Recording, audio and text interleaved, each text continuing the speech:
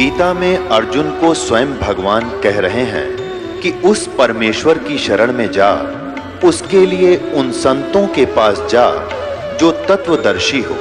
इसी प्रकार हजरत मोहम्मद को उनका अल्लाह कह रहा है कि कोई और पूर्ण परमात्मा है, उसको पाने के लिए उन तत्वदर्शी संत की तलाश कर।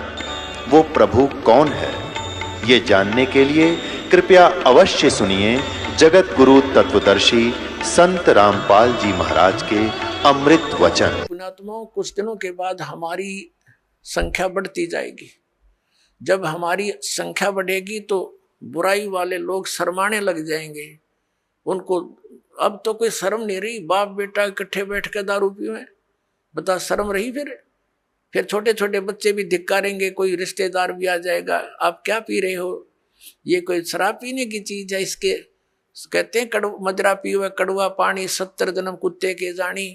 इस तरह के प्रमाण दिया करेंगे हमारे बच्चे। कहते हैं सुरापान मदमासा हारी गमन करे भोग पर नारी 70 जन्म कटेंगे शीशम, साक्षी साहेब है जगदीशम।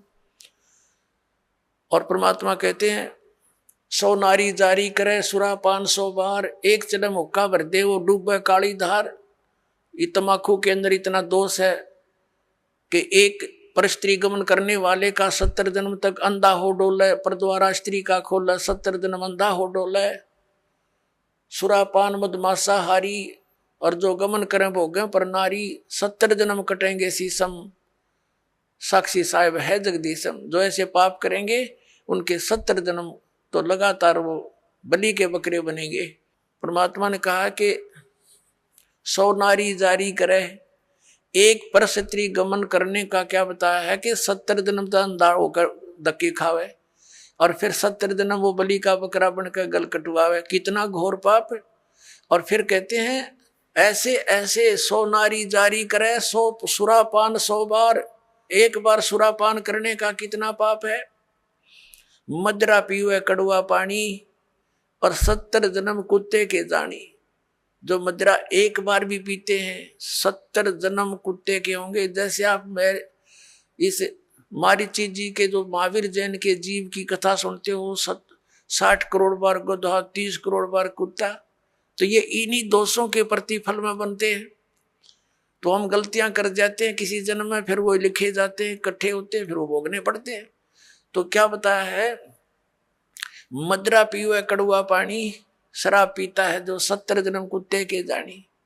आज तक टिट्टी पाक रहा, घुट्टी ला के होटलों में बैठ के मौज मार रहा, फिर कुत्ता बन के गंदी नाली के जल को पिया करेगा। ले अब तेरी मदरा ये बन गई, मदरा पीवे कड़वा पानी 70 जन्म कुत्ते के जानी। और फिर क्या बताते हैं, पर द्वारा स्त्री का खोले 70 जन्म अंधा हो डोले। फिर क्या बताते हैं, 100 नारी जारी करे, जो 100 नारी पर नारी भोगेगा उसको कितना घोर पाप होगा। और सुरापान 100 बार, एक बार सुरापान यानी शराब पीने का कितना दोष है, अभी आपको बता दिया। ऐसा 100 बार कर ले और एक चलम हुक्का भर दे, पीने वाले का तो गर्क बेड़ा है ही, एक हुक्का भर के देने वाले को इतना पाप लगेगा। क्योंकि कोई दोष में सहयोग देता है, कोई हत्या करने जाता है उसकी मदद कर रहा है, उसको उठा के उसको हथियार दे रहा है कि ले कर ले काम, तो दोनों दोषी हैं वो। तो यहाँ क्या बताया कि 100 नारी जारी करे सुरापान 100 बार, एक चलम हुक्का भर दे और डूबे काली धार। जैसे आपने गीता जी अध्याय नंबर 7 के श्लोक नंबर 29 में सुना है कि जो व्यक्ति सभी कर्मों से परिचित है, पूरे अध्यात्म ज्ञान से परिचित है और तत्परम से परिचित है, तत्परम यानी परम अक्षर ब्रह्म से, तो वह केवल जरा और मरण से छूटने का ही प्रयत्न करते हैं। वो यहाँ की बकवादों में आश्रित नहीं रहते, यहाँ की किसी वस्तु की डिमांड नहीं करते। जो उस भक्ति के अनुकूल साधना वही करते हैं, उसमें बाधक वस्तु को ग्रहण नहीं करते। तो ये हमारे बच्चे इन पूरे अध्यात्म ज्ञान से और इस सभी पूरे कर्मों से परिचित हो जाएंगे, तो फिर वो आम व्यक्ति को जो भी उनके संपर्क में आएगा उनके गुणों से परिचित कराएंगे कि ये मत करो आप, ये पाप लगता है। अब छोटे छोटे बच्चे भी, कोई रिश्तेदार आता है, वो बीड़ी माचिस के लिए बीड़ी वगैरह मंगवाता है, वो मना कर देते हैं, आपकी और सब सेवा कर देंगे पर ये नहीं करेंगे क्योंकि इसमें हमें दोष लगेगा, और आप हमारे घर पर भी इसको पीने की कृपा ना करना, हमारी हानि हो जाएगी।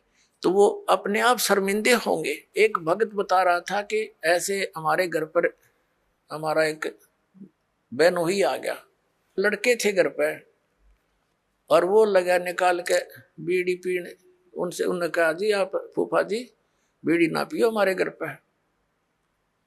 तो वो न बच्चे थे, उसने समझदार व्यक्ति था, उसने बंद कर दी और बाहर जाकर पी आया। उसने सामने आकर उसे बताई मेरे से, वो कह रहा था, कहने लगे ये बालकों को क्या हो गया, मैं बीड़ी पीने लगा था ना मना कर दिया। तो उन्होंने कहा ये हमने उपदेश ले रखा है ऐसे ऐसे, हम ना ये पीमर ना पीने दें, ना हम आपकी मदद करेंगे और आपकी सारी सेवा करेंगे हम, लेकिन ये अब हम नहीं आपको सहयोग भी नहीं देंगे। तो रिश्तेदार उसी का नाम होता जो अनुकूल हो जाए, ना तो दुश्मन है वो आपका। तो उन्होंने बोला जी कोई बात ना, अगर आपकी ये बात है तो मैं आज के बाद आपके घर में बीड़ी ना लाऊं और ना पीऊं। तो वो दूसरा भाई था, वो नाम नहीं ले रहा, वहां अपना जाकर जो उसने पीना खाना था कराया, बाकी आकर सो गया, हमारे पास रोटी खा ली, कोई बात नहीं। फिर वो गया हुआ था किसी कारण से कहीं पर, वो ही कहीं दूसरी रिश्तेदारी में, वो कह रहे थे कि हम ऐसे ऐसे वहां जाएंगे, तो भी चलेगा कि? तो वो खुद कह रहा था हमारा बहनोई कि वहां जाओ तो भाई अपना बीड़ी माचिस बाहर धर दियो, यानी खुशी के, उसने कोई उलाहना नहीं दिया, बल्कि उनको आगाह किया कि वहां लेके मत जाना, उड़ा नहीं बढ़न देंगे तुमने बीड़ी माचिस समेत। तो वो रिश्तेदार भी अच्छे थे, बोला बहुत अच्छी बात है, हम ठीक है, उनके नियम को क्यों भंग करेंगे। तो धीरे धीरे उस रिश्तेदार ने भी उपदेश ले लिया, जब देखा कि बालक भी इतना ज्ञान रखते हैं, बुराई से दूर रहना चाहते हैं, और हम बुराई कर रहे हैं तो हमारे बालक भी ग्रहण करेंगे। तो उस बुद्धिमान व्यक्ति ने भी उपदेश ले लिया, अपने बच्चों को इस मार्ग पर लगा दिया। तो ऐसे ये बुराई अब कम होगी। और पहले हम क्या करते थे, जब हम छोटे छोटे थे, हमारी बहनों के बटेऊ आते थे बहनोई, तो हमारी स्पेशल सेवा लगाई जाती थी कि इनकी चलम ठंडे नहीं होनी चाहिए, ना तो बेइज्जती हो जाएगी, यानी इनका हुक्का इतना प्यारा है, ये कंध्याड़ बैठे रहियो स्पेशल। बताओ, एक तो उनको दूना नरकमठ हो क्या करते, अरे हम उनने कहेंगे हाथ जोड़ के ना जी ना पीवा ना पीने दें, तो उनको भी विवश होना पड़ेगा सोचने इस बुराई को छोड़ने के लिए। तम्बाकू शराब ये कोई खाने पीने की वस्तु है, बकवास लपेट ली चौगर देकर अपने आत्माओं। इस प्रकार अब ये पूरे विश्व में एक अच्छी लहर दौड़ेगी, विकार रहित होंगे, और जो माया जोड़न की दौड़ लाग रही पुण्यात्माओं या कति खत्म होएगी ज्ञान के आधार से। एक इंसान को जो भी मिलना है उसके प्रारब्ध में लिखा हुआ है, और वो तो उसको मिलेगा ही मिलेगा। और अब जो आप इस साधना को करोगे, जो दास आपको बताएगा, आपके भाग में ना होगा और आपको आवश्यकता होगी, वो फिर भगवान अवश्य अपने कोटे तो देगा आपको, ये सत्कर मानना। फिर आप किस लिए चोरी करोगे, मिलावट करोगे, और फिर पता चल जाएगा चोरी रिश्वत करने से तो विष खाना है। अपने घर पर रिश्वत लेकर मिलावट करके 2 नंबर का काम करके बच्चों को खिलाना, ये समझ लो उनको विष देने की जरूरत नहीं पड़ेगी आपने लास्ट में, ऐसी स्थिति हो जाएगी आपके परिवार की। हम क्यों फिर विष खाएं जब ज्ञान हो जाएगा ये विष है। तो अभी तक हमें कोई ये बाधा करने वाला था ही नहीं कि तुम जो कर रहे हो गलत कर रहे हो, और कोई स्वयं भी उस पर रुकने वाला नहीं था, कह देता था तो खुद करता था। जैसे हमारे दादे परदादे पिताजी स्वयं हुक्का पीते थे और बच्चे साथ खड़े हो जाते, हुक्का का मुंह लगा देते, कहते थे मारूंगा तेरा, हट जा, बहुत बुरी चीज है इसको ना पीना, और खुद पीने लग रहे। तो बच्चे कब तक मानेंगे इस बात को, युवा होते हुए शुरू कर देते हैं, फिर उनको धमका भी नहीं सकते। तो ऐसे ही अभी तक जितने भी ये पंथ संत थे, ये बुराइयां नहीं छुटवा सके, क्योंकि इनके पास वो वचन शक्ति नहीं थी, और ना उनके उनसे उपदेशी को कोई आध्यात्मिक या कोई भौतिक लाभ हुआ। तो अब आपको सारे काम होंगे जो भगवान किया करता है। आपको परमात्मा मिल गया, परमात्मा के गुणों में लिखे हैं, वो रोगी को सुखी करे, निसंतान को संतान दे, भाई और भी हमारे ऊपर आने वाले प्रारब्ध के दुखों को भगवान दूर करता है, इसलिए भक्ति करते थे, इसलिए परमात्मा की खोज करते थे। ये गुण है मालिक के। जैसे बिजली के गुण हैं, बिजली के गुणों में लिखा है कि बल्ब भी जलेगा, ट्यूब भी जलेगी, पंखा भी चलेगा, कूलर भी चलेंगे, और पशुओं का चारा काटने की मशीन भी चलेगी, आटा पीसने की चक्की भी घुमाती है वो। तो ये गुण है, लेकिन वो गुण कब होंगे? जब उसका कनेक्शन मिल जाएगा, तब वो फल देगी। तो पुण्यात्माओं, जैसे ये पहले जितने भी संत पंथ हैं, ये शास्त्र विदिता का मनमाना आचरण हमें दे रहे थे।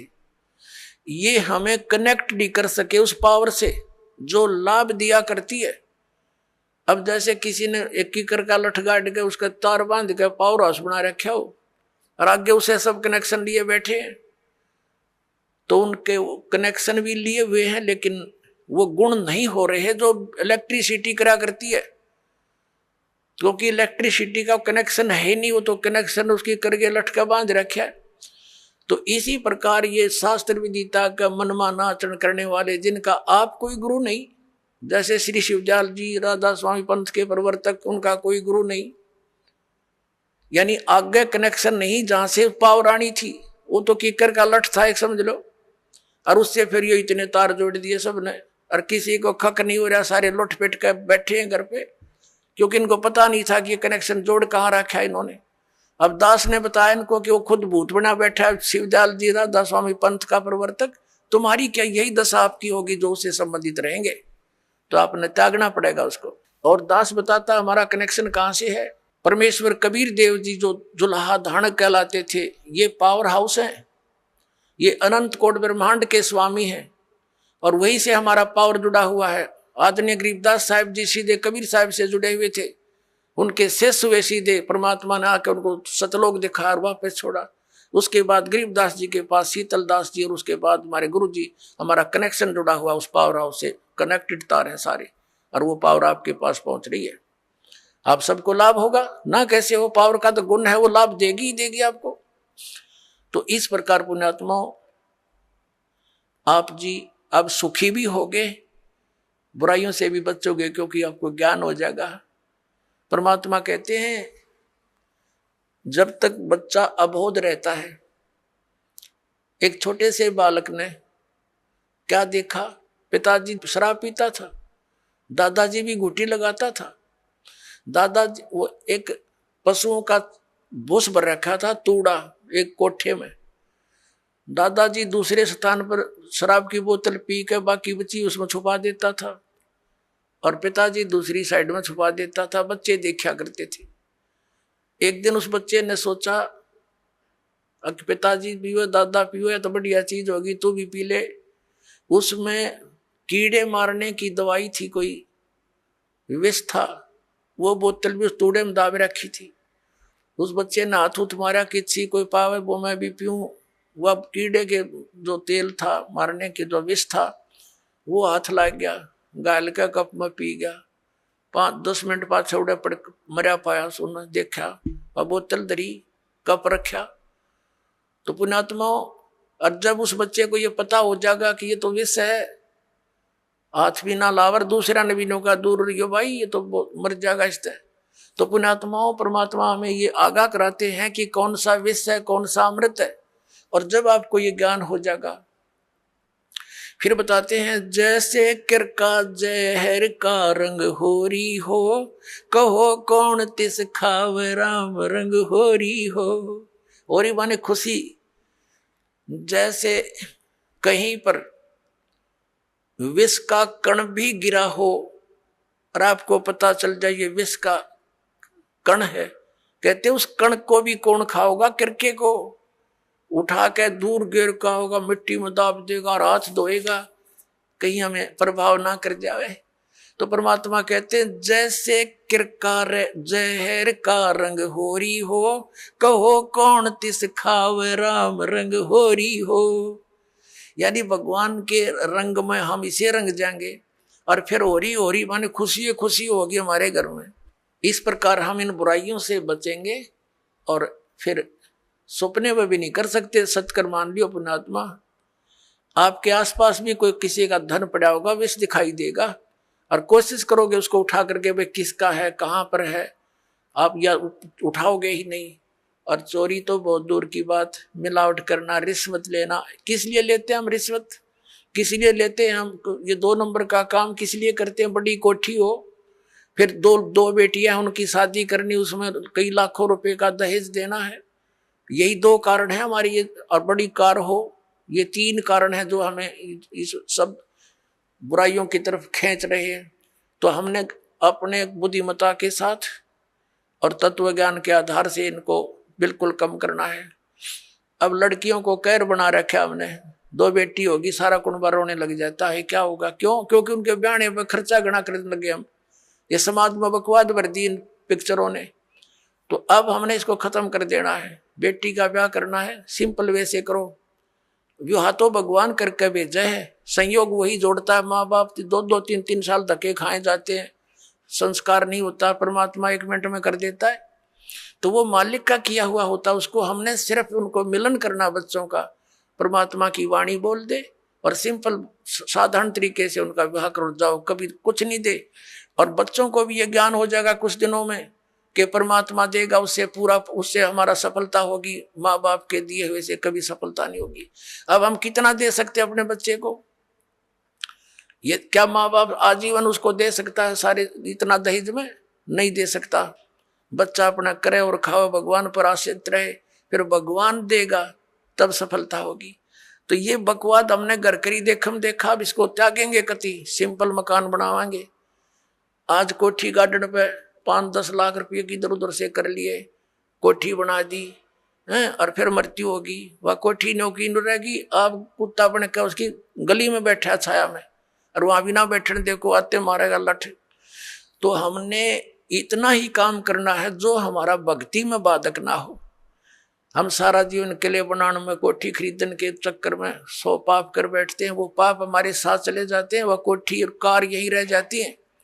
तो इस ज्ञान के आधार से आप जी ने सबसे पहले तो हमने इस विवाह की क्रियाओं को बदलना पड़ेगा।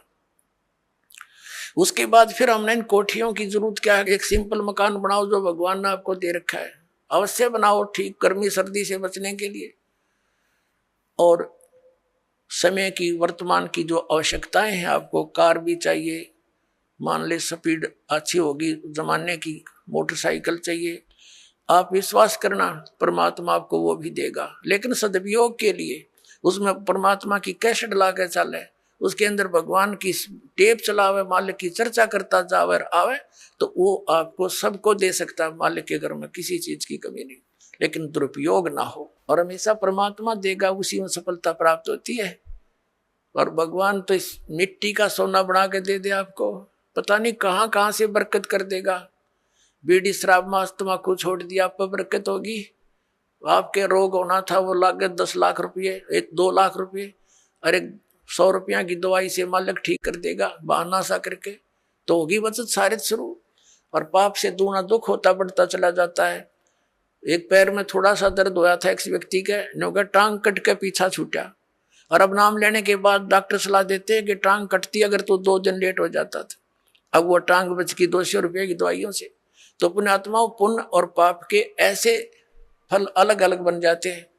तो हम पुण्य करेंगे तो परमात्मा हमारे साथ होगा, विधान है उसका।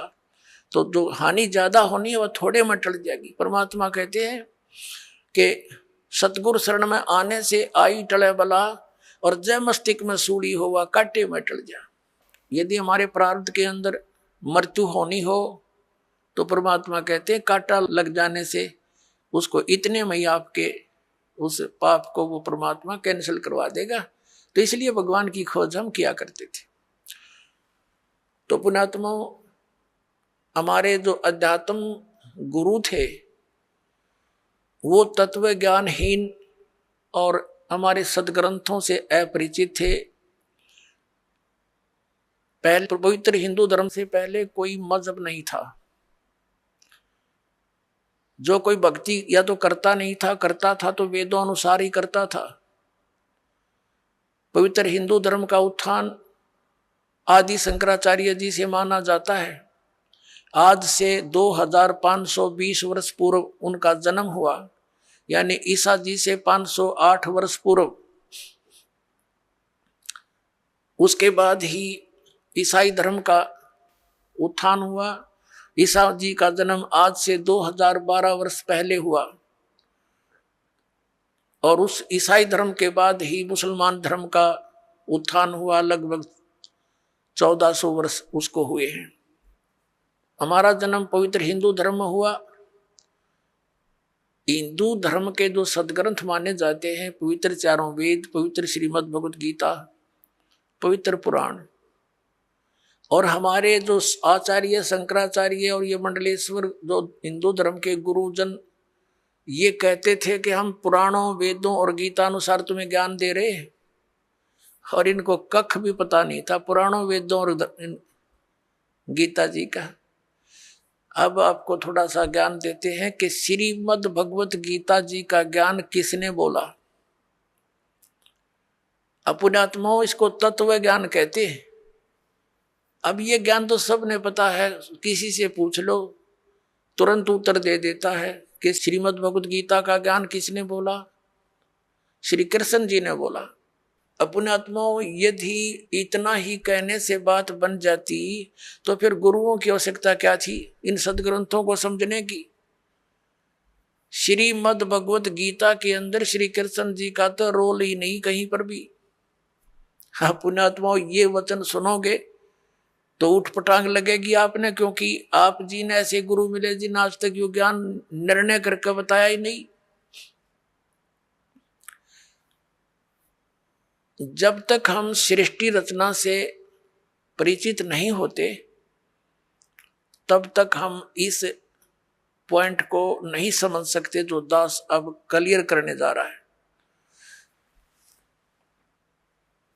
सृष्टि रचना के विषय में स्वयं परमेश्वर ने आके बताया है कबीर साहब ने।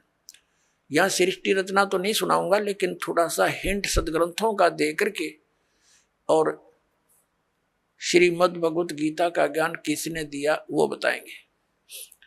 श्रीमद् भगवत गीता अध्याय नंबर 15 के श्लोक नंबर 16 और 17 में 3 पुरुष हैं, एक सर पुरुष, एक अक्षर पुरुष, एक परम अक्षर पुरुष है। 17वें श्लोक में जो कहा है कि उत्तम पुरुष है तू ने, वो परम अक्षर पुरुष है।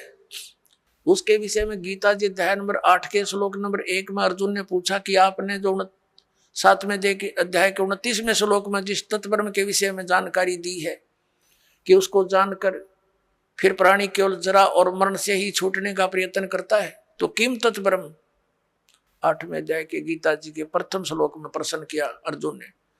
गीता ज्ञानदाता ने 8वें अध्याय के 3रे श्लोक में उत्तर दिया कि वो परम अक्षर ब्रह्म है। तो पुण्यात्माओं, ये सरपुरुष कौन है? ये स्वयं ब्रह्म है, ये काल है, ये गीता ज्ञान बोल रहा है। अक्षर पुरुष कौन है? जो 7 संग ब्रह्मांड का स्वामी है, उसका यहाँ कोई रोल नहीं है।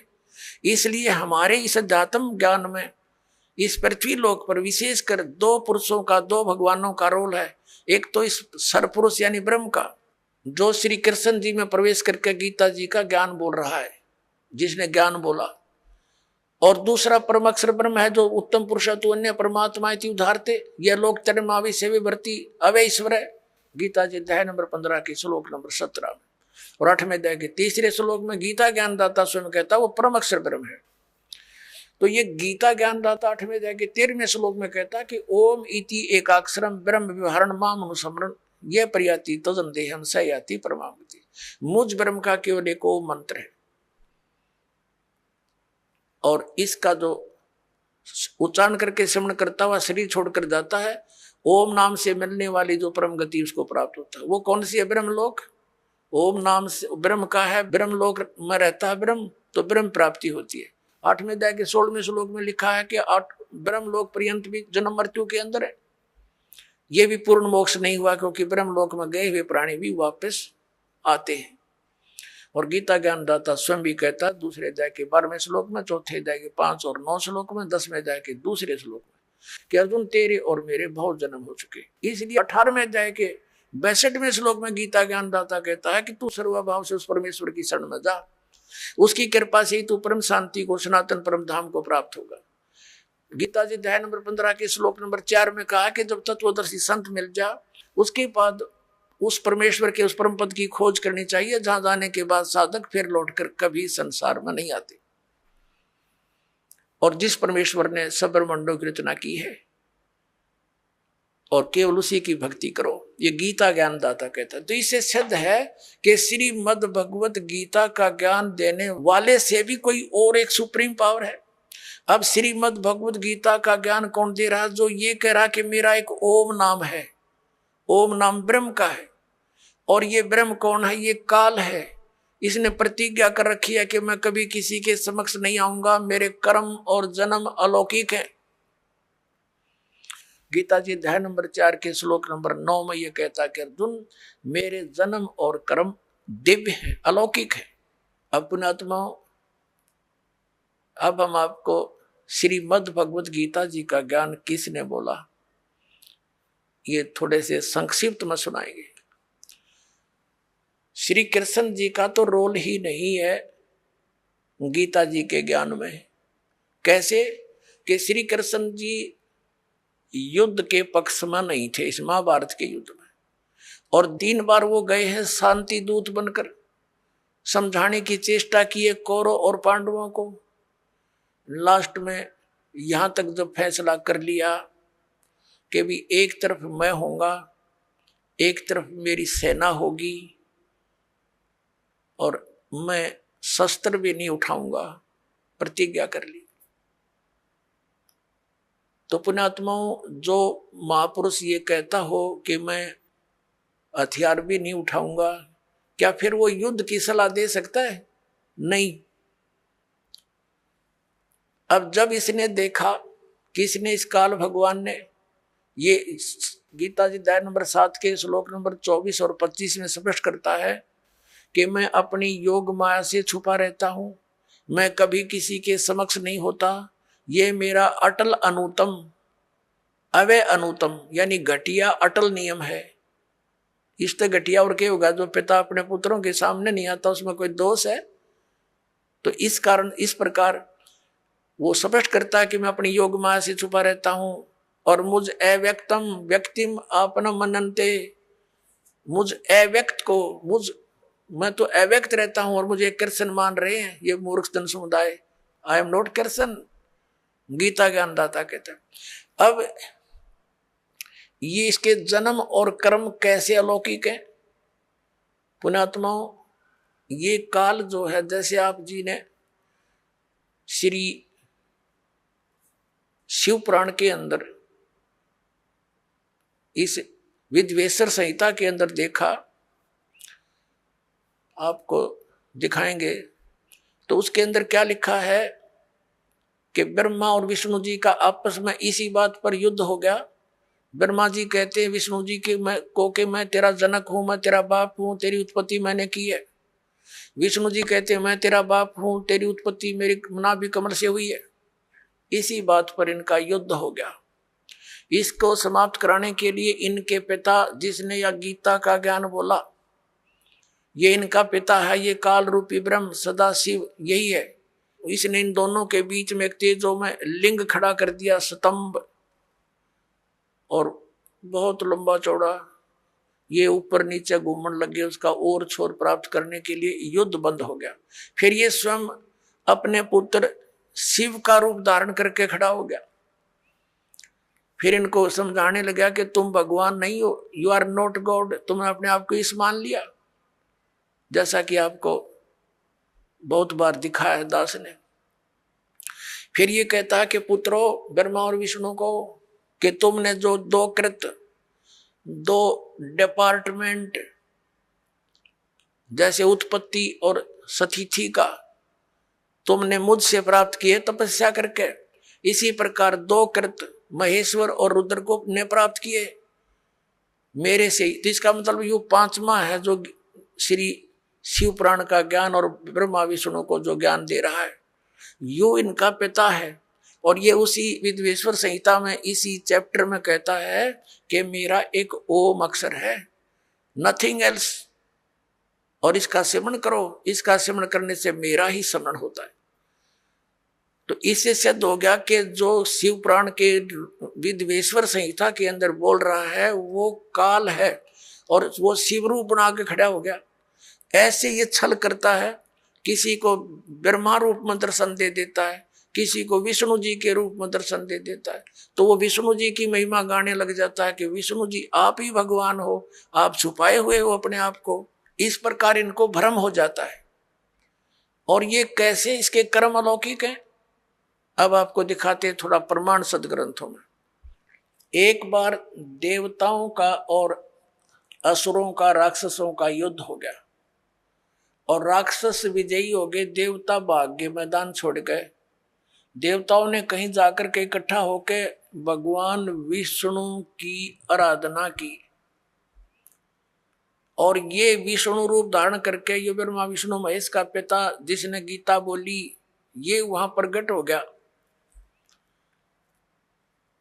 और इसने पूछा कि तुमने जो तुम्हारे मन की बात मैंने जान ली है और आप जाओ, जो ससाद का पुरंजय नामक पुत्र है उसको युद्ध के लिए खड़ा कर लो, राक्षसों के आमने सामने खड़े हो जाओ और उसको तैयार कर लो। मैं उसके शरीर में प्रवेश करूंगा, राक्षसों को मार दूंगा। अब दिखाता हूं आपको, ये देखिएगा श्री विष्णु पुराण, गीता प्रेस गोरखपुर से प्रकाशित है। ये है श्री विष्णु पुराण, सचित्र हिंदी अनुवाद सहित है, इसमें संस्कृत भी साथ है। अनुवादक है मुनीलाल गुप्त और गीता प्रेस गोरखपुर से प्रकाशित है। प्रकाशक एवं मुद्रक है गीता प्रेस गोरखपुर, गोविंद भवन कार्यालय कोलकाता का संस्थान। ये है अध्याय नंबर 2 और चतुर्थ अंश और 233 पृष्ठ पे ये विष्णु पुराण।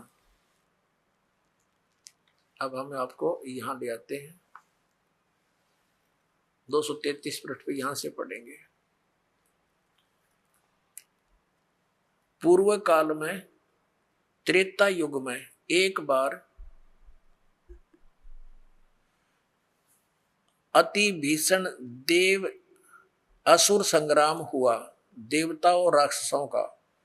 उसमें महाबलवान दैत्यगण से पराजित हुए देवताओं ने भगवान विष्णु की आराधना की। तब आदि अंत शून्य अशेष जगत प्रतिपालक श्री नारायण ने देवताओं से प्रसन्न होकर कहा, आप लोगों का जो कुछ अभिष्ट है वह मैंने जान लिया है, तुम जो चाहते हो मैं समझ गया। उसके विषय में यह बात सुनिए। राजऋषि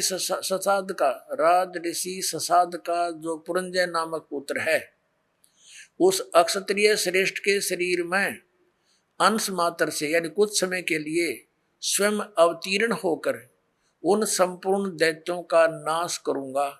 अतः तुम लोग पुरंजय को दैत्यों के वध के लिए तैयार करो। ठीक हो गया।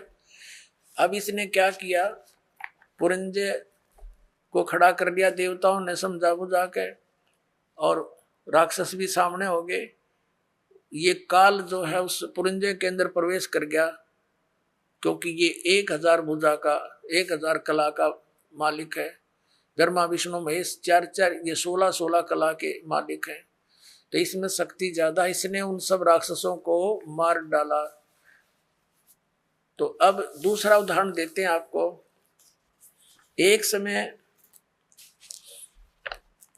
गंधर्वों का और नाग वंशियों का, नाग गोत्र के व्यक्तियों का आपस में युद्ध हो गया। तो गंधर्वों ने नागों को पराजित कर दिया और उनके सब धन लूट लिया। तो फिर नाग वंशियों ने यानी नाग गोत्र वाले व्यक्तियों ने इकट्ठे होकर भगवान विष्णु की आराधना की। फिर ये विष्णु रूप में काल प्रकट हो गया। इसने कहा कि आप जाओ और ऐसे ही पुरुकुत्स को तैयार करो, पुरुकुत्स को उसको तैयार करो, उसके शरीर में प्रवेश करके मैं गंधर्व का नाश कर दूंगा। अब देखो प्रमाण, ये है अध्याय नंबर 3 और श्लोक नंबर 200। ये श्री विष्णु पुराण, ये है अध्याय नंबर 3 और चतुर्थ अंश श्री विष्णु पुराण पृष्ठ 242 पे, या नीचे आइएगा, 3रा अध्याय। पूर्व काल में रसातल में मोने नामक 6 करोड़ गंधर्व रहते थे। उन्होंने समस्त नागकुल के प्रधान रतन और अधिकार छीन लिए थे। गंधर्वों के पराक्रम से अपमानित उन नागेश्वरों द्वारा स्तुति किए जाने पर उसके श्रवण करने से जिनकी विकसित कमल सदृश आंखें खुल गई हैं, निंद्रा के अंत में जागे हुए उन जलशाही भगवान सर्वदेवेश्वर को प्रणाम कर उनसे नाग गुणों ने कहा, भगवान, इन गंधर्वों से उत्पन्न हुआ हमारा भय किस प्रकार शांत हो। तब आदि अनंत रहित भगवान पुरुषोत्तम ने कहा, योनासव के पुत्र मानधाता का जो यह पुरकुत्स नामक पुत्र है, उसमें प्रविष्ट होकर मैं, स्पष्ट कर दिया, प्रविष्ट होकर उसमें प्रवेश करके मैं उन संपूर्ण दुष्ट गंधर्वों का नाश कर दूंगा। हो गया स्पष्ट। अब इसके कर्म अलौकिक ऐसे हैं, ये कहता मेरे कर्म दिव्य हैं। इसी प्रकार इसने श्री कृष्ण जी में प्रवेश करके गीता का ज्ञान, वेदों वाला, प्लस में अपने युद्ध कराने की जो अटकलबाजी, ये श्रीमद् भगवत गीता नाम से 18 अध्याय इसने बोले, और आखिर में डरा धमका के विराट रूप दिखा के भयंकर रूप जिसको देख करके अर्जुन कांपन लग गया, अर्जुन जैसा योद्धा, और लास्ट में डरते ने हाँ भर ली अर्जुन ने, कि उसने सोच लिया कि इसका उद्देश्य युद्ध करवाना है, और यदि मैं ना कर दूंगा और इसने फिर एक बार वो विराट रूप दिखा दिया, मेरा हार्ट अटैक हो जाएगा। इसलिए इसने अपनी भलाई समझी कि मरना तो मैंने है ही, युद्ध करूंगा वहां भी मारा जा सकता हूं, और जब इसने फिर विराट रूप दिखा दिया फिर भी मारा जा सकता हूं, और भगवान के इरादे से वो परिचित हो गया था कि ये युद्ध चाहता है। तो इसने कह दिया कि हाँ जी, मैं आप सब समझ गया हूं, आप जो कहना चाहते हो मैं युद्ध कर लूंगा। नहीं, श्री कृष्ण युद्ध करवावे, जब पहले वो मना कर रहा था कि नहीं आप युद्ध मत करो, नाश हो जाएगा।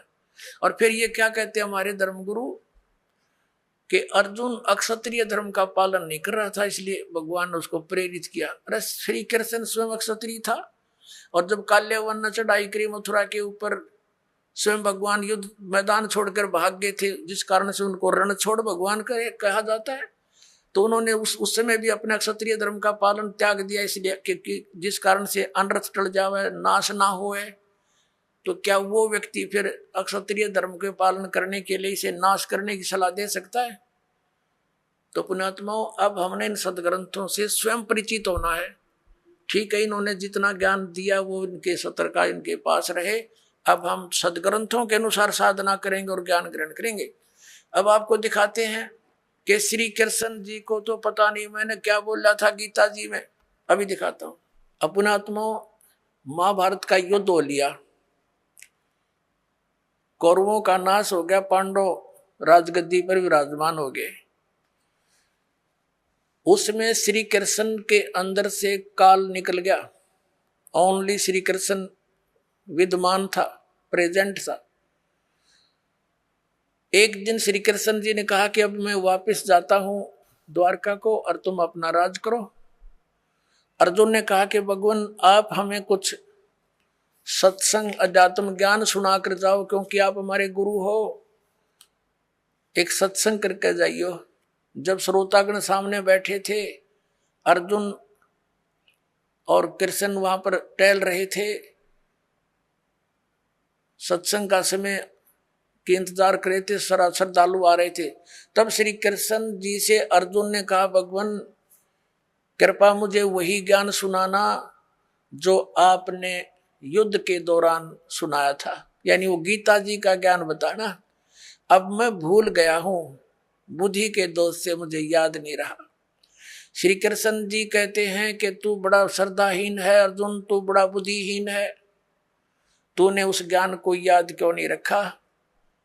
और अर्जुन पर तो डांट मार रहे हैं कि तूने याद क्यों नहीं रखा, और स्वयं कह रहे हैं अब मैं पूरा ज्यों का तो तुझे उसको नहीं बता सकता, क्योंकि उस समय मैंने योग युक्त होकर ये ज्ञान बोला था।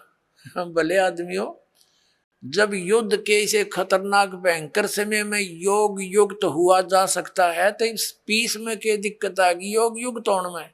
अब हो जा 2 मिनट लागे जो ज्ञान होता उसने बोला हो तो उसने बोला ही नहीं था। ये श्री कृष्ण में प्रवेश करके काल बोल गया। जैसे आप देखते हो एक प्रेत आत्मा दूसरे के शरीर में प्रवेश कर जाती है और वो प्रेत बोलता रहता है, बहुत कुछ बोल जाता है। उसके जाने के बाद जिस शरीर की वो आत्मा अपने सचेत होती है, फिर उसको कोई अन्य ही बताते हैं ऐसे बोल रहा था तू, ऐसे बोला, ऐसे बोला। उसको कुछ नहीं पता होता मैंने क्या बोला, और ही बताते हैं। फिर वो कहने लग जाता मैंने एक दिन ऐसे बोला। तो ऐसे श्री कृष्ण जी में प्रवेश करके उसकी आत्मा को दबा कर ये काल बोल गया सारे काम में। और उसके निकलने के बाद फिर ओरिजिनल कृष्ण था वो क्या बोलता है दिखाता हूं आपको। देखिए ये संक्षिप्त महाभारत द्वितीय खंड, ये द्वितीय खंड गीता प्रेस गोरखपुर से प्रकाशित है। संपादक तथा संशोधक हैं जयदयाल गोविंद का, जिसने श्री मद्भुत गीता का भी अनुवाद किया है। गीता प्रेस गोरखपुर से प्रकाशित है, गीता प्रेस गोरखपुर से। इसके 667 पृष्ठ पर आप जी को ले चलते हैं। ये देखिएगा पृष्ठ नंबर 667 667 और ये है संक्षिप्त महाभारत। संक्षिप्त महाभारत। अब यहां आ गया। जन्मे जय ने पूछा, ब्रह्मन शत्रुओं का नाश हो जाने के बाद जब महात्मा श्री कृष्ण और अर्जुन सभा में बैठकर वार्तालाप कर रहे थे उस समय उनमें क्या बातचीत हुई? तो वैशंपायन जी कहते हैं, कहा राजन, श्री कृष्ण के सहित अर्जुन ने जब अपने राज्य पर पूरा अधिकार प्राप्त कर लिया तो वे दिव्य सभा भवन में आनंद से रहने लगे। एक दिन सज्जनों से घिरे हुए वे दोनों मित्र स्वेच्छा से घूमते घूमते सभा मंडप के ऐसे भाग में पहुंचे जो स्वर्ग के समान सुंदर था। पांडुनंदन अर्जुन श्री कृष्ण के साथ रहकर बहुत प्रसन्न थे। एक बार उन्होंने उस रमणीक सभा की ओर दृष्टि डालकर भगवान से ये वचन कहे, देवकी नंदन, जब युद्ध का अवसर उपस्थित था उस समय मुझे आपके महात्म का, अब यह चर्चा हो रही है इनकी, और ज्ञान और महात्म का ज्ञान और ईश्वरीय स्वरूप का दर्शन हुआ था। किंतु केशव, अब आपने सनेवश पहले मुझे जो ज्ञान का उपदेश किया था वह सब इस समय बुद्धि के दोष से भूल गया है।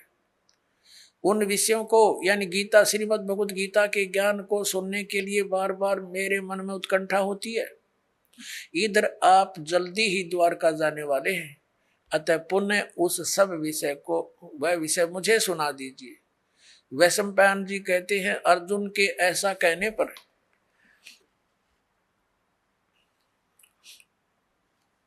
वक्ताओं में श्रेष्ठ महातेजस्वी भगवान श्री कृष्ण ने उन्हें गले से लगाकर इस प्रकार उत्तर दिया। श्री कृष्ण बोले, अर्जुन, उस समय मैंने तुम्हें अत्यंत गोपनीय विषय का श्रवण कराया था।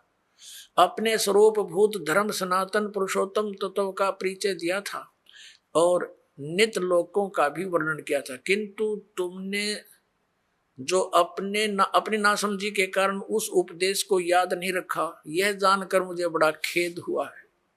उन बातों को अब पूरा पूरा स्मरण होना संभव नहीं जान पड़ता। पांडुनंदन, निश्चय ही तुम बड़े श्रद्धाहीन हो, तुम्हारी बुद्धि अच्छी नहीं जान पड़ती। अब मेरे लिए उस उपदेश को ज्यों का त्यों दोहरा देना कठिन है, क्योंकि उस समय योग युक्त होकर मैंने परमात्म तत्व का वर्णन किया था। अब पुण्यात्मा, अब आपके कति समझ में आ जाएगी। यु ज्ञान बोलिया किसने? श्री कृष्ण जी का था रोल नहीं गीता के ज्ञान में। अब ये खुद कह रहे हैं कि मैंने, अब जैसे ये दास आपको ये सत्संग सुना रहा है और आप मुझे 10 वर्ष के बाद पूछ लियो, जी इस विषय पर जो आपने ये सत्संग किया था कृपा फिर सुनाइयो। कभी सुन लो, उसी से मैं सुना दूंगा, क्योंकि वो मैंने अपने होश हवास में सुना रखा है। और मेरे अंदर कोई प्रेत बोल रहा है तो फिर मैं ये बात बोलूंगा जो श्री कृष्ण बोल रहे हैं कि तुमने याद नहीं रखा, तुम कैसे व्यक्ति हो, श्रद्धाहीन हो, बुद्धिहीन हो। अरे भले आदमियों, ये दास सत्संग करेगा और प्रथम बार जो श्रोता इस सत्संग को सुनेगा 20% याद रहता उसको, और मैं फिर डांट मारूं कि तुमने याद क्यों नहीं रखा, तो इसका इससे सिद्ध है कि खिसियानी बिल्ली खंबा नोच रही है, यानी उसको ज्ञान नहीं खुद को, और उसको धमका रहा है कि तूने याद क्यों नहीं रखा, तेरा के बिजली गिर गई। अब तो आपको क्या हो गया, जब ऐसे भयंकर युद्ध के समय में आदमी योग युक्त हो सकता है, इतना शांत है, सब तरह से बिल्कुल पीस ऑफ माइंड है, आराम से योग युक्त हो सकते हैं।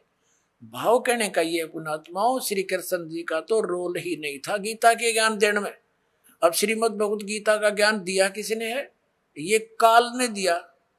गीता जी अध्याय नंबर 11 के श्लोक नंबर 32 में स्वयं कहता है कि अर्जुन मैं काल हूं, और देख तेरे सामने ये मेरा वास्तविक रूप है, और इस रूप का यानी जो मैंने अब तुझे ये रूप दिखा है, इस रूप का पहले ना तो किसी ने पहले दर्शन हुआ, ना आगे कोई कर सकता। ये तेरे ऊपर रहम करके मैंने ये अपना विराट रूप दिखा। पुणात्माओं, यदि श्री कृष्ण जी बोल रहे होते गीता, तो ये शब्द नहीं कहते कि ये मेरा विराट रूप पहले किसी ने नहीं देखा, क्योंकि श्री कृष्ण जी तो अपना विराट रूप कौरवों की सभा में दिखा चुके थे। उस विराट में दिन रात का अंतर है। अपनात्माओं, एक तो 60 वाट का बल्ब हो, ट्यूब हो, और एक हो 1000 वाट की, तो कितना अंतर है, ट्यूब दोनों है, लेकिन वो 1000 वाट वाली 60 वाट वाली से भिन्न होती है। तो इसी प्रकार इन दोनों ने ही विराट रूप दिखाया था, उसमें भिन्नता थी। और ये शब्द श्री कृष्ण जी नहीं कह सकते कि पहले किसी ने नहीं देखा और आगे कोई नहीं देख सकता। आइए अब हम उन श्रद्धालुओं के अनुभव जानते हैं जो जगत गुरु तत्वदर्शी संत रामपाल जी महाराज जी से दीक्षा प्राप्त कर चुके हैं तथा उनके द्वारा बताए गए भक्ति मार्ग पर चल रहे हैं। सर नमस्कार। नमस्कार। क्या नाम है जी आपका? मेरा नाम सुगम यादव है। सुगम यादव जी, कहाँ से आए हैं आप? मैं गांधीधाम गुजरात से आया हूँ। बेसिकली मैं एमपी का रहने वाला हूँ। डिस्ट्रिक्ट भिंड, ग्राम रमा, तहसील अटेर, थाना सरोपरा, जिला भिंड से रहता हूँ।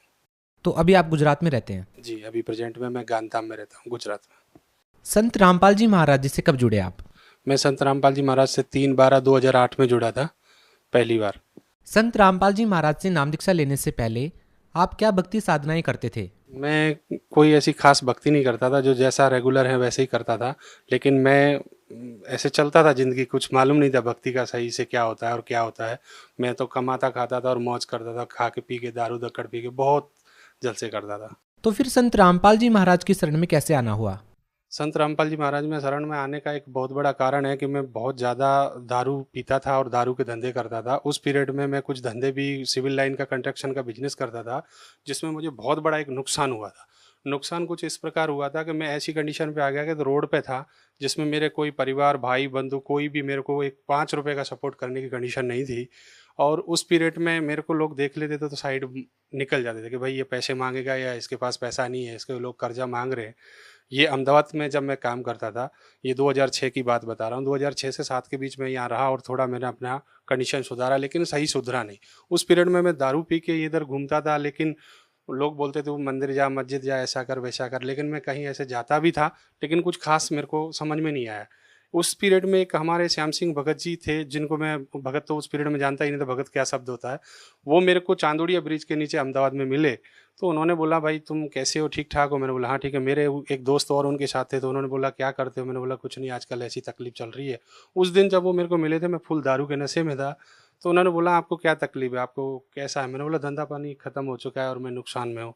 तो बोला कल मेरे को मिलना, आज आप ठीक नहीं हो, आप दारू पिए हो और आपसे आज बात नहीं कर सकता। मैंने बोला ठीक है जी। मैं नेक्स्ट डे उनसे मिलने के लिए बड़ा इच्छुक था कि भाई उन्होंने मेरे को बोला है, मैं उनसे मिलने जाऊंगा। मैं उनको मिलने के लिए सुबह गया, तो उन्होंने मेरे उस पीरियड में मेरे से ज़्यादा बात ना करते हुए गहरी नज़र गीता दी और बोला कि इसको आप पढ़ना और पढ़ के आपको जो समझ में आया उसका मेरे को बताना कि आपको क्या अच्छा लगा और क्या बुरा लगा। मैं कहा ठीक है जी। मैं वो बुक लेके आया जी, मैं घर पे रख ली और वो उसको पढ़ना चालू किया। पढ़ते पढ़ते उस बुक में मेरे को जब सृष्टि रचना पड़ी, तो मेरे दिमाग में बहुत बड़ा टेंशन हो गया कि यार ये कौन से ऐसा संत होते हैं जो इस तरीके की वातावरण है, आप ये ब्रह्मा विष्णु महेश ये सब।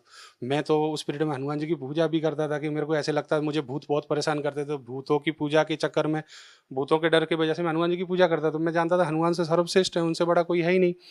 लेकिन उस पीरियड में जो चीज़ बनी वो समझ में आई, तो उन्होंने मेरे को बोला कि हम एक दीपक जलाते हैं, और उसमें गहरी नज़र गीता में दीपक भी गुरुजी के आगे रखा था, संत रामपाल जी महाराज के आगे। तो मैं वो दीपक जलाने लगा घर में, मैंने सारे अगरबत्ती मैं बहुत सारी लगाता था वो बंद कर दी, वो दीपक जलाने लगा। मेरे धीरे धीरे जो कंडीशन थे वो बहुत अच्छे होने लगे, कच्चे जी होने लगे कि मेरे को मेरी गुटखा छूट गया, दारू छूट गई। उन्होंने मेरे को पहले समझा दिया था, तो ही आप ये इस मार्ग को पकड़ना जो आप पूर्ण रूप से आपको नशा पता छोड़ना पड़ेगा। सर, आपने नाम दीक्षा भी नहीं ली थी, केवल पुस्तक ही पढ़ी थी। क्या केवल पुस्तक पढ़ने से ही आपने नशा छोड़ दिया? बिल्कुल बिल्कुल, उसी पीरियड में, क्योंकि उन्होंने मेरे को पहले ये चीज़ बताई थी, तो ही शरण में जाना जो आप नशा छोड़ सकते, क्योंकि उनको पता था यार।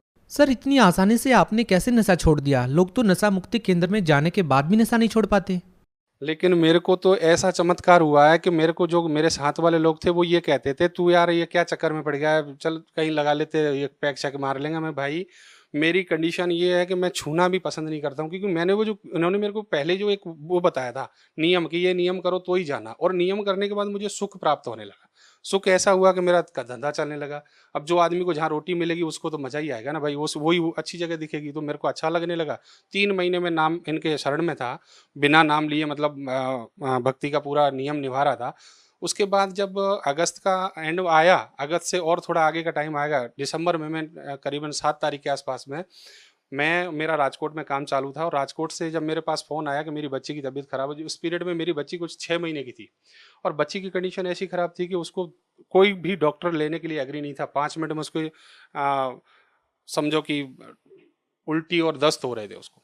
तो डॉक्टरों ने बोला कि भाई 20,000 रुपये भर दो। मेरे पास तो 200 रुपये थे, मैं 20,000 कहाँ से भरता। मैं लाया, तो मेरे को श्याम सिंह भगत जी जो थे संत रामपाल जी महाराज जी की शरण में, वो ऑलरेडी पहले से जा चुके थे, मैं नहीं गया था। तो उन्होंने बताया था कि मेरे गुरुजी के पास जाते समय आपको कुआं और खाई बहुत बड़ा नुकसान दिखेगा, कि मैं जाऊंगा तो नुकसान होगा, नहीं जाऊंगा तो ये आपको ये चीज़ समझनी कि आपको क्या करना है। उस पीरियड में मेरे को ये चीज़ समझ में आ चुकी थी कि उन्होंने इनकी शरण में जाने के लिए आपको कुछ ना कुछ भोग देना पड़ेगा, यानी आपको मानना पड़ेगा कि परमात्मा की शरण। मैंने दृढ़ता हो गई थी बहुत पहले से, क्योंकि इनके बारे में मैंने बहुत पढ़ लिया था बुकों में, और वो करोथा कांड वाली कुछ बुकें मिल गई थी, उसमें भी पढ़ लिया था। मैं दृढ़ होकर साहब चला गया, और जब मैं सर वहाँ गया, आश्रम घर छोड़ा था, तो बच्ची की कंडीशन खराब हुई, पत्नी को बोल दिया ये जो अगर मर जाए तो इसका अंतिम संस्कार कर देना, मैं तो आश्रम जाऊँगा चाहे कुछ भी हो जाए। मैं घर से निकला, मेरी बेटी खड़ी हो गई, अच्छे से उसने दूध पिया, क्योंकि वो उस पीरियड में 6 महीने की थी, और आज दिन तक उसको कोई तकलीफ नहीं है। और इतना मतलब मैं उस दिन से दृढ़ हो गया हूँ कि आज मेरे को कोई ये बोले कि तुम संत रामपाल जी महाराज की शरण में गए और आपको मैं गोली मारूं, मैं बिंदास खुले खुले गोली खा सकता हूँ, क्योंकि मेरे परमात्मा मुझे बहुत बार बचाए। कैसे? आखिर क्या क्या अनुभव रहे संत रामपाल जी महाराज से नाम दीक्षा लेने के बाद? नाम दीक्षा लेने के बाद जो फर्स्ट वाला मैं आपको बताऊं, तो मेरी पत्नी 2011 में जब मैं यहाँ से शिफ्ट हो गया था कच्छ में, और मैं गांधीधाम गुजरात में अभी प्रेजेंट में रह रहा हूँ, वहाँ मेरी पत्नी का देहांत हो गया था 2011 में 17 तारीख के आसपास, 17 नवंबर की बात है। क्या आपकी पत्नी ने नाम दीक्षा ले रखी थी? नहीं, मेरी पत्नी उस पीरियड में नाम दीक्षा नहीं ले रखी थी, और ये बोलती थी कि तुम किस संत के चक्कर में पड़ गए, तुमने सब कुछ छोड़ दिया है, किसी की 13वीं नहीं जाते हो, किसी के कोई भी विवाह शादी ढोंग ड्रामा सब कुछ छोड़ दिया, क्योंकि मैं संत जैसा जीवन जीने लगा था। और उसको ये चीज़, उसको पड़ोसी प्रॉब्लम दे रहे कि तेरा पति है ना थोड़े दिन बाद संत हो जाएगा, कोई बोलता कुछ हो जाएगा, तो वो टेंशन में थी। तो उसका उस दिन देहांत हो गया, डॉक्टर ने उसके ऊपर चादर डाल दी। तो मेरे को कुछ चीज़ें ऐसी थी जो पहले से पता चलता कि मेरे साथ ऐसा होने वाला है, मेरे को आज भी पता चलता है। जब ये चीज़ हुई तो मैं बड़ा आश्चर्य से बैठा था। मैंने बोला परमात्मा, आपने तो ये बोला था बेटा मेरी शरण में आने के बाद कोई दर्द नहीं होगा, कोई पीड़ा नहीं होगी, फिर ऐसा क्यों हो रहा? 11:30 से 12 मिनट हो चुके थे, मैं घड़ी की तरफ देख रहा था, और मेरे को ऐसा पूर्ण विश्वास था कि मेरे संत रामपाल जी महाराज हैं, जो परमात्मा हैं, जिन्होंने मेरे जैसे कुत्ते को सुधार दिया है, तो भगवान कुछ भी कर सकता है। परमात्मा में 14.5 मिनट के ऊपर कुछ सुई गई थी मैं, और बड़ी ये देख रहा था कि इसको परमात्मा क्या करेंगे। उस पीरियड में इसकी चद्दर हिली, पेट की तरफ थोड़ी श्वास आई, और डॉक्टर कागज बनाने की तैयारी कर रहा था, मेरे से बोला था कि आप ये कागज आ जाओ नीचे, कुछ साइन करना है। मेरे साथ एक मेरे दोस्त थे जो राम कुमार पंडित जी करके थे, वो बैठे थे। तो वो उनको पता लगा क्या हुआ शुभम, मैंने बोला यार कुछ नहीं हुआ है। बोला बताओ तुम रो क्यों रहे? मैंने बोला ये खत्म हो गई। बोला क्या बात करते हो? तब हम इतनी देर के बाद 14.5 मिनट हो चुके थे, नजर मारी तो उनका पेट हिलने लगा। बोला तुम तो झूठ बोल रहे हो। उन्होंने बोला तो अभी, और जैसे ही दोबारा श्वास आई, और भगतमती बहुत तेजी से, उस पीरियड में तो भगतमती नहीं थी, वो इतनी तेजी से एकदम रोने लगी। वाइफ है मेरी, जब इतनी जोर से रोने लगी, कि ये बताओ कि हम तो आपके गुरुजी को गलत मानते थे, आपके गुरुजी ने मुझे वापस बोला मेरे बेटी तेरे अभी टाइम पीरियड तो पूरा हो चुका है, मेरी तरफ से तेरे को टाइम देता हूँ और भक्ति करना, अपना घर परिवार बसा के चलना। मैं उस दिन उसको ये सब होने के बाद मैं बहुत खुश था कि परमात्मा ने मेरी बहुत बड़ी लाज रख ली। आज मेरी भक्ति में दया है मालिक ने। मैं दूसरे दिन ही आश्रम गया और परमात्मा नामदान वो आशीर्वाद दे रहे थे सबको, गुरुजी संत रामपाल जी महाराज मेरे आशीर्वाद दे रहे थे। तो उस पीरियड में हम लोग 15 जन के आगे हमारे गुरुजी चले गए थे संत रामपाल जी महाराज, और वो मैं रो रहा था, मेरे मुंह से आवाज़ नहीं निकल रही थी, क्योंकि मैं संत रामपाल जी महाराज के सामने जब भी जाता तो नतमस्तक होकर मैं तो रोता ही रहता था, मेरी आवाज़ नहीं निकलती थी। तो वो 10-12 भगत के वापस फिर रिटर्न आए, नाम मेरे ऊपर फिर से हाथ रखा, बोले भगत रोना मत, अब तेरी भगतमती को कुछ नहीं होगा और कुछ भी नहीं बिगड़ेगा, बस भक्ति में ध्यान रखना। मेरे को ऐसे बोले संत रामपाल जी महाराज। सर फिर मैं तो बहुत बड़ा मतलब आवाज़ तो नहीं निकल रही थी, इतना रोया था उस दिन से कि मेरे को ये चीज़ समझ में आ गई कि मेरे गुरुजी ने बहुत कुछ मेरे साथ अच्छा किया, बहुत अच्छा किया।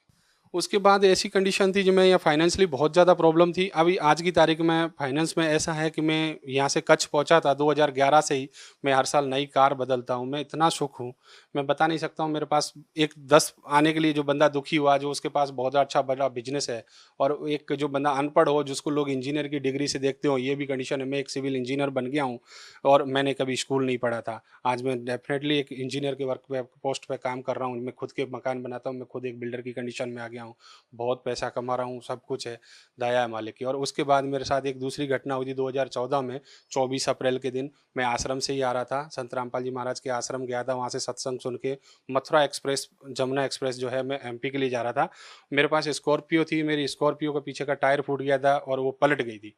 उसमें हम 9 जन थे, पूरी गाड़ी तहस नहस हो गई थी। हम 9 के 9 सत्संग चल रहा था गुरुजी का, क्योंकि मैं कोई भी भक्तिभाव दूसरे चीज़ सुनता नहीं हूँ, परमात्मा संत रामपाल जी के प्रवचनों के अलावा कुछ और चीज़ नहीं सुनता हूँ, मुझे कोई रुचि नहीं है। तो वही चल रहा था, पूरी गाड़ी तहस नहस हो गई थी और गाड़ी का इंजन कहीं अलग था। हम सारे के सारे 9 के 9 में किसी को एक रत्ती जो बोले ना, एक दाने भर किसी को चोट नहीं आई थी। सब बड़े एकदम खुश थे। लोग गाड़ी देख के लोग बोलते सब मर गए क्या। और बाजू में एक और एक्सीडेंट हुआ पड़ा था, आगरा की तरफ से गाड़ी आ रही थी, उसका डेड बॉडी पड़े थे, तो बोलते थे दोनों गाड़ी टकरा गई क्या। मेरी किसी को कुछ नहीं हुआ और आज दिन तक मुझे कोई तकलीफ नहीं है। मेरे को एक दूसरा लाभ ये है कि आज मैं जो हूँ, जैसी भी कंडीशन में हूँ, वो बहुत बड़ी कंडीशन परमात्मा ने मेरी सही कर रखी है। मेरे पास बहुत कर्जा था, आज मेरे पास कोई 1 रुपये नहीं मांगता, मैं सबका दे चुका हूँ। और मेरा खुद का भी इतना अच्छी फाइनेंशियली हो गई, मैं कभी सोच भी नहीं सकता था मेरे जैसे। और मैं सब दूसरी बात यह है कि मैं इतना बड़ा नशेलसी आदमी था, दारू के धंधे करने वाला, दारू बेचने वाला, दारू चलाने वाला, चंबल के बहड़ों में डकैतों के साथ घूमने वाला बंदा इस कंडीशन में आ जाएगा, ऐसे किसी ने सोचा नहीं था। आज मेरे परिवार, मेरा गाँव मेरे को जो उस पीरियड में देखते थे तो वो बोलते थे इससे दूर रहना, ये तो बहुत खतरनाक लड़का है। आज मैं समाज में जाता हूँ, लोग मुझे बहुत इज्जत से बुला के बिठाते हैं, बोलो भाई ये लड़का बहुत अच्छा है। तो अभी थोड़े दिन पहले की एक छोटी सी बात बताना चाहूँगा आपको कि मेरे पास गाड़ी नहीं थी, मेरी गाड़ी एक सीज हो गई थी जिसका इंजन, और मेरे को एमपी जाना था शादी में। मेरी पत्नी बोली कि मेरे को है ना गाड़ी के बिना नहीं जाना, क्योंकि हम लोगों का स्टेटस डाउन होगा। तो मैंने बोला देखो यार, अपन परमात्मा के भगत कैसे भी चल पड़ेंगे। बोले नहीं, आप परमात्मा से, संत रामपाल जी महाराज से अरदास लगा दी हमारे बच्चों ने और मिसेज ने, हमने सबने। मेरे को 3 दिन के अंदर मैंने नई शिफ्ट कार लेके तब मैं गांव गया। सर, भगत समाज को क्या संदेश देना चाहेंगे? मैं भगत समाज को यही संदेश देना चाहूँगा। सबसे मेरा संदेश क्या है, मैं तो कुत्ता हूँ परमात्मा का। मैं आप सबसे ये प्रार्थना करता हूँ, देखो मेरे जैसा कुत्ता सुधर सकता है तो आप तो बहुत नेक आत्मा हो, बहुत प्रिय मित्र हो, बहुत अच्छे हो, आप सुधर सकते हो, आपको लाभ मिल सकता है। संत रामपाल जी महाराज की शरण में आओ। मेरे जैसे कुत्ते को इतना धन दे दिया भगवान ने, जो भीख मांगता था, भिखारी था, आज उसको इतने सुख कर दिए। हर 12 महीने में गाड़ी नई चेंज करता है, मन पड़े। मैं आज कुछ 2011 से लेकर अभी तक मैंने 24 गाड़ियां चेंज कर ली। इतना सुख मिल रहा है भगवान को, इससे ज़्यादा क्या ले सकते। जो कुत्ते को दे दिया, आप तो अनेक आत्मा, आपको सबको देगा भगवान। क्या अभी भी आपको संत रामपाल जी महाराज जी से लाभ मिल रहे हैं? मैं तो डबल हो गया हूँ जी। संत रामपाल जी महाराज में जेल जाने से, जिन लोग कहते हैं जेल हैं उनके लिए होंगे, मेरे लिए जेल में नहीं है भगवान। मेरे लिए तो मेरी हर दुख में, हर पीड़ा में साथ खड़े रहते। सर बहुत बहुत धन्यवाद। सत साहिब।